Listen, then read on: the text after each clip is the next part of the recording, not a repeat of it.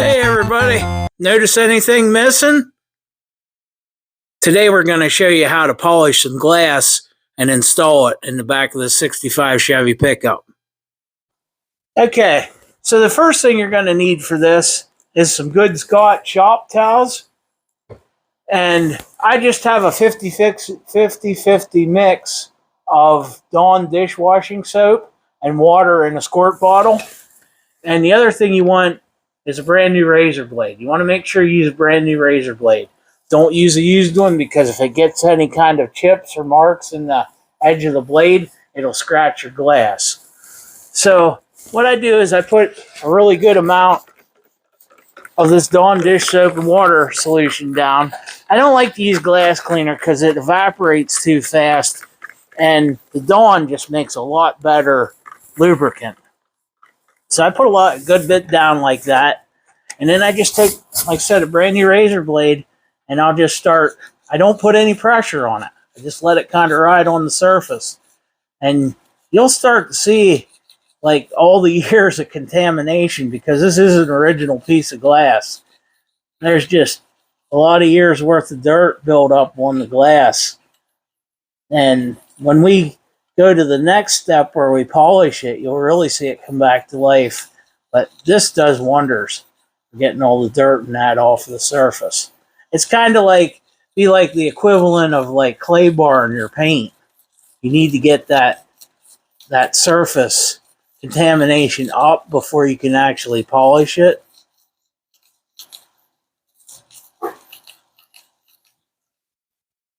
So I just continue doing this. I try to keep it all in one motion. And like I said, I don't push hard. Don't get in a hurry. Don't push hard, because you will scratch the glass up if you cut into it. And I try to keep the razor blade down at a harder angle also. I think that's important, because if you stand it up, it wants to catch. And it's a pretty simple process. It just takes a little bit of time.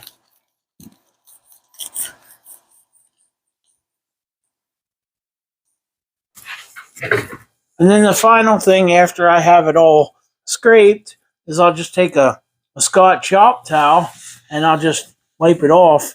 And this is where I usually check it, because sometimes you can miss some spots. Hard to see through the soap and everything. And then just make sure the whole thing's smooth. You can feel it. And it's literally smooth as glass now. So we'll get it all cleaned up here. And then we'll be ready to show you guys the next step.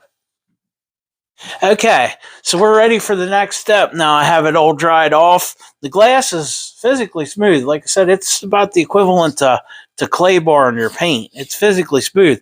Now we're going to put some shine on this glass. And what I use and I realize that if you look into it, you're going to find all kinds of like different rouges and things like that out there to polish glass. I'm not really taking any scratches or anything out of it. All I'm doing is kind of bringing that gloss back on it that was on the surface. This glass is in really good shape. If you're going to be like trying to take like deep scratches and that out that you can catch with your fingernail on that, that's a whole different polishing system. This glass is, like I said, it's in really good shape, and I'm just trying to put some shine back on it before we actually install it in the truck. Okay? That being said, I use this Astro air polisher, and I have a foam pad. It's just a black styrofoam pad, polishing pad that goes on the end of it. And the polish I use is actual polish I use it to polish cars and that too, to finish out the paint. But it's 3M Finesse It 2. It's a machine polish. Doesn't have a lot of abrasive in that end, so it makes a real nice polish for glass.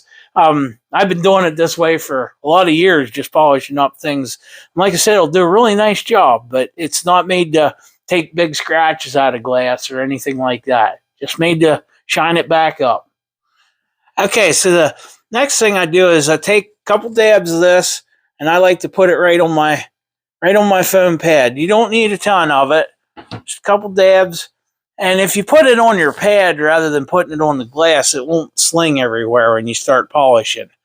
So I'm going to get Brandon to hold the glass here for me. And then I just turn it down. And then, like I said, again, you just kind of let the weight of the machine do the work. And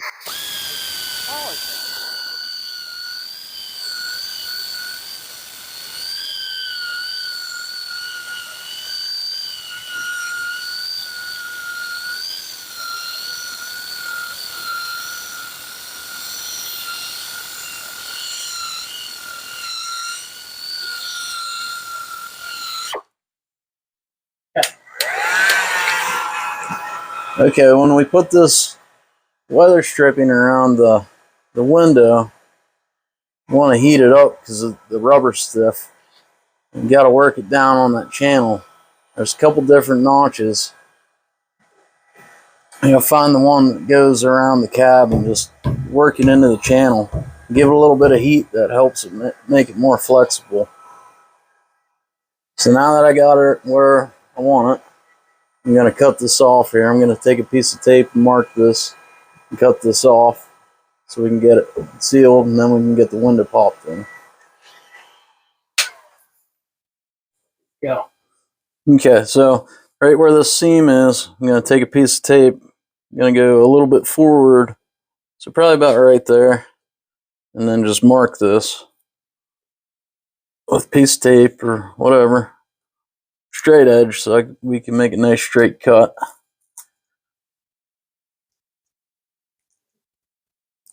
I'd say that's probably good there. What do you think? Yeah, yeah. All right, I'm going to spray the rubber channel with a little bit of soapy water. That way we'll make it easier to slip that glass in, hopefully. 45 minutes later, we're still bitching at the glass.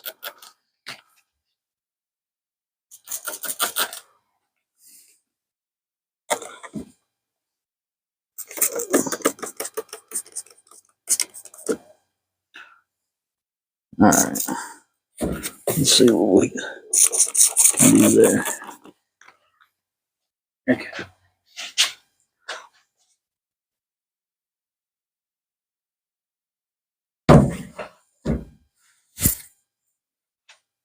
Okay, so the next thing we want to do then. Here. Take the mic. If you're going to talk, you might as well take the mic.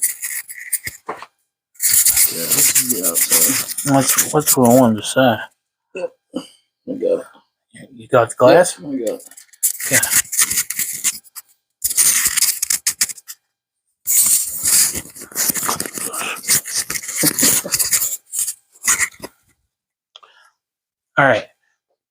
All right. So the next thing we want to do then is we want to make sure the glass is the right way. So we're checking the logo on the glass, and it's pointed towards the out just like it was originally.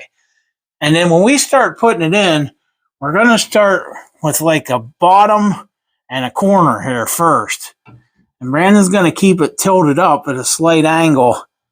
And I'm going to I have special plastic tools that I use for glass. And I'm going to take one of them, and I'm just going to go around here. And the trick is to start lifting that seal up and start making it go out over the edge of that glass. This part's a little bit tricky, and it's going to be a little bit hard to film, but the idea is without pinching the glass or putting any kind of pressure on the glass, we want to try to take that piece and just start working it in over. Now I have to go over to the other side, and I want to do the same because we want to actually start from the bottom and then do the sides and then work our way to the top. So if you just hold on to the glass, Brandon, I'll go over to the other side. And got it? Yep. Come in from the other side then.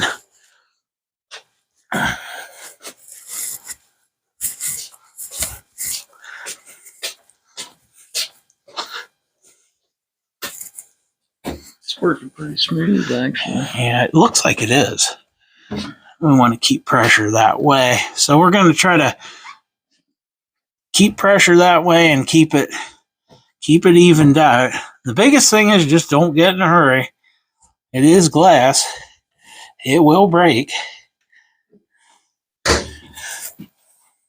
That's just all about taking your time. Once it starts, every piece of glass I ever put in, I always start at the bottom, and then you get the side, you get it centered, and get your sides in. Once you do that, like it has to, that side over there has to. What you were doing from the inside helped. Yeah. So maybe you just need to go up higher. Where you need to be if that helps. Yeah, I need to go around and check that other side though. Well, let's see where I'm at.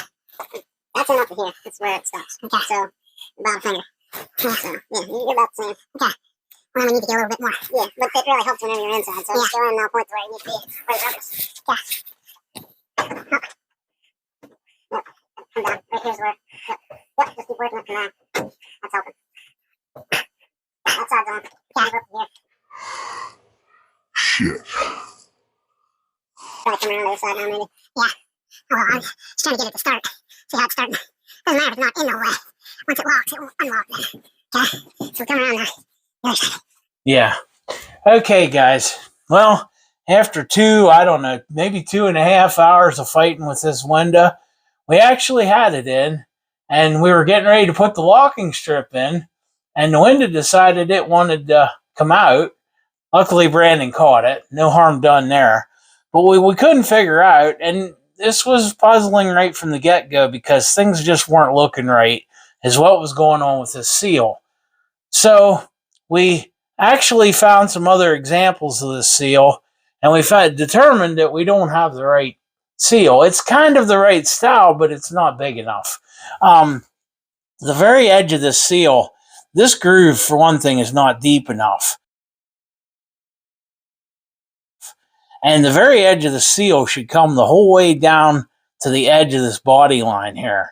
When I taped up for this window and everything, the old one was that way, and I give myself extra room with the weight and everything, so it would come down and it would cover everything up. You can see how close it is to my tape edge here.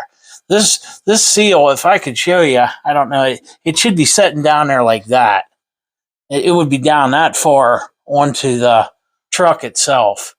So we determined that we had the wrong seal, and we're going to get the right seal, and we're going to try this again. I guess that the video is still a success. We're still a success because we stopped and we didn't break anything. I guess that's the best thing to say. So sometimes I guess being successful is being unsuccessful. But we're gonna get the right seal, and we're gonna come back and give this another shot. So keep watching, and I don't know what else to say.